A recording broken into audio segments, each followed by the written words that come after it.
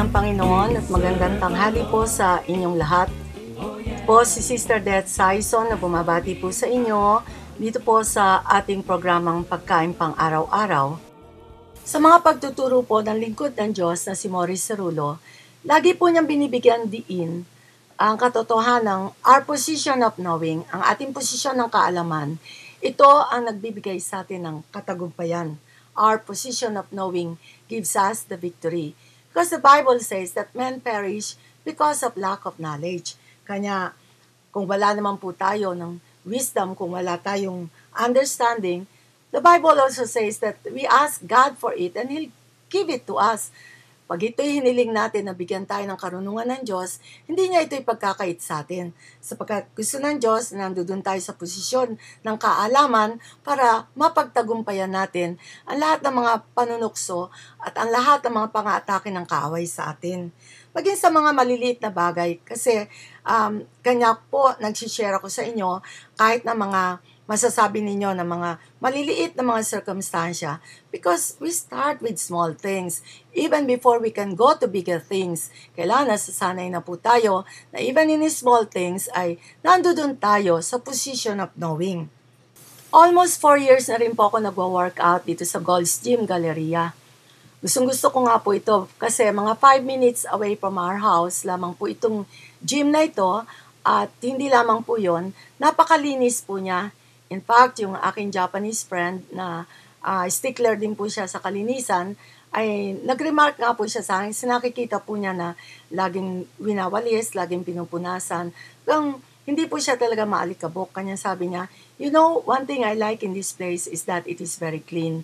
So ako naman po, kontento po ako at yung mga dun sa aking ginagawa. And then, I could see na it's doing good to my body kanya. Very thankful po ako sa Panginoon na nakakapag-gym po ako everyday. Monday to Sunday, kung wala po akong pupuntahan, hindi ako mag-out of town, susunod ko po yun, nakakapag 1 hour a day ako, 7 days a week. Kanya, kontento po ako, very happy po ako, pero hindi ko po alam that there's more to it than what I'm already enjoying. Dahil alam ko na merong steam room, alam ko na may sauna as early as 4 years ago. Pero one thing na naipasok po sa akin to ng kaaway, and I know it is a lie of the devil, dahil parang pinaisip niya sa akin na ikaw, hindi ka po pwede sa mainit, hindi ka pwede mag-sauna, hindi ka pwede mag-steam.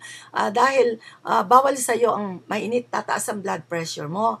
At hindi lamang yon, magpapalpitate ka. Hindi ba pagka yung mainit, dyan sa yung halimbawa sa room pagka mainit, I feel so uncomfortable at nakita ko na bumibilis talaga ang pintig ng yung heartbeat ko bumibilis. Kanya sabi ko, ini-ignore ko yan, dinadaanan ko, pero hindi ko po yan pinapasok. So, that was a lie of the devil. And for a long time, I had harbored that in my mind, in my heart, na hindi pala bagay sa akin ang sauna. Actually, nung primero po, alam ko, sauna lang eh. Hindi ko alam na merong sauna room. Hindi ko alam na may steam room din. Yun naman po kasi when I first started, hindi naman po, nung tinura ko dyan, hindi naman sinabi sa akin yon. So, in a way, the management had also been remiss. You have to find it your own way. Kanya, yon, pagka tayo, ignorante, namimiss natin ang napakaraming mga benefits, that God wants to give to us in the spirit and even in the natural. Kanya, kailangan, lagi tayong nandoon na nasa position of knowing tayo. And remember, if we lack wisdom, we can ask God for it. And sometimes in God's mercy, nakikita po niya yung mga pangangailangan natin, yung mga desires natin, yung mga pinapanalangin natin, na ako nga sabi ko, Lord, I really want to keep myself healthy.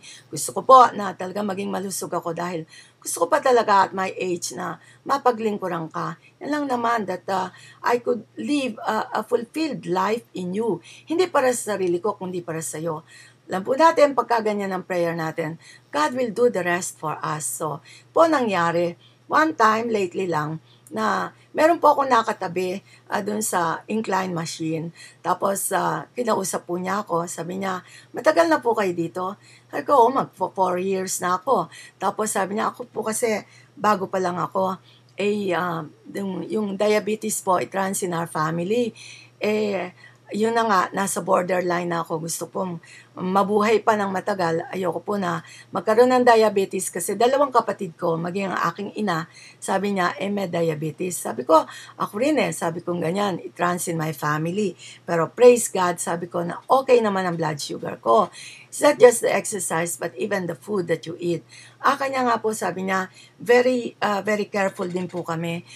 Kaming 2 mag-asawa kasi maliliit pa mga anak namin at gusto nga mag-medicine ng aking anak na babae. Tsaka marurunong po yung mga anak namin, kanya 2 pong anak nila, kanya sabi nila, we have to take care of our bodies, kanya this is something that I need to do. Sabi niya, I know it's extra effort, pero alam ko that it will do good to my body at makakaiwas ako sa mga sakit. So, praise the Lord, kanya. Sabi ko, oo nga, sabi kong ganyan, tama, sana ako, nung bata pa ako nakapag-start, pero God has His purposes. Even though I started late, pinakikita sa akin ng Panginoon na it's never too late. With God, it's never too late. He's just a God of perfect timing. Tapos na-mention po niya na nagpupunta daw po siya dun sa steam room and she spends about 10 to 15 minutes every day. Sabi ko, okay ba yun? Sabi niya, try ninyo. Sabi niya, maganda po yun sa katawan. So, one day, tinry ko, and then talagang maganda nga kasi pinawisan ako ng gusto. And then, sabi ko, i-research ko nga ito. I started to learn how to research yun sa Google na natuto po ako dito sa computer dahil unti-unti. Sinasabi ko nga ako late bloomer ako kasi late na rin ako natutong mag-computer. Pero nag-umpisa pa lamang po ako. Kanya, nakita ko, ang dami palang benefits nitong steam. Pagka nag-steam ka, sabi niya, nakakatanggal ng arthritis at asthma, sabi niya ganyan. Yung high blood mo, makokontrol at na-strengthen ng immune system. Sabi ko, lahat ito pinagpe-pray ko kasi it runs in my family. Pinapaputol ko sa ugat yan. Every morning, binabanggit ko yan sa Panginoon. Tsaka laban sa cancer, kahit na mga tagyawat mo mawawala, may improve ang blood circulation mo. At maganda nga po yun kasi yung oxygen dadalo hanggang sa brain mo, kanya hindi ka magkakaroon ng Alzheimer's disease. Wow, sabi ko, ang dami palang benefits nito na hindi ko ito alam, ang dami ko palang na-miss. But then, hindi naman po ako nanghihinayang. Siguro sabi ko, yung first 4 years ko, that was not the time for me to go to the steam room. Ngayon lang, sabi ko, for God always has a purpose. Kanya, hindi ko pang hihinayangan ito. Although, sabi ko, yun nga lang. If 4 years ago, I knew how to research dito sa computer, malalaman ko pala na talagang walang katotohanan ang sinasabi ng diablong yan. On the contrary, lahat ng opposite. It's good for the body, it takes out arthritis, it helps maintain yung blood pressure mo sa normal level at na-strengthen ang immune system at na-improve ang blood circulation na mahalaga po ito sa katawan. So praise God because now I'm doing it and I'm very happy na it's never too late na ang Panginoon in His right time kikilos siya para ma-restore ang lahat ng yung mga ninanakaw ng kaaway at ma-expose ang lahat ng kanyang mga kasinungalingan.